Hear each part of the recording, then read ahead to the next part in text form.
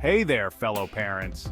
Today I want to dive into a topic that's becoming more and more relevant in our digital age, raising digital nomad kids.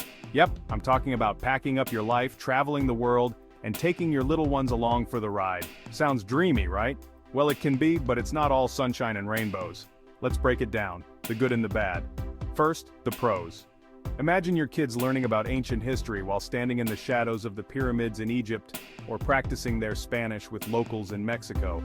The world becomes their classroom, and their education is hands-on and immersive.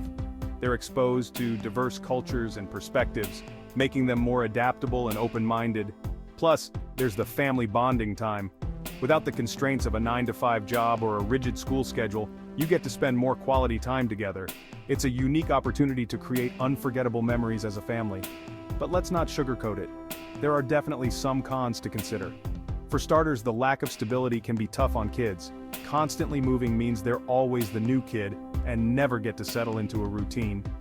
Friendships can be fleeting, and they might miss out on the deeper connections that come from long-term relationships.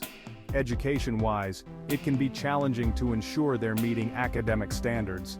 While world schooling is enriching, you'll need to be diligent about their curriculum and progress. Healthcare is another biggie. Access to quality medical care varies greatly from one country to another, and it can be stressful to navigate healthcare systems in foreign languages. And let's not forget about the cost. Traveling as a family isn't cheap, and financial instability can add a layer of stress to your adventure. So, is raising digital nomad kids worth it? It really depends on your family. If you value experiences over material possessions, and you're okay with a bit of uncertainty, it could be an incredible journey. But if you crave stability and routine, it might not be the best fit. The key is to weigh the pros and cons carefully and make the decision that's right for your family.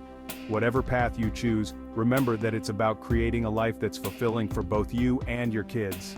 After all, happy parents make happy kids.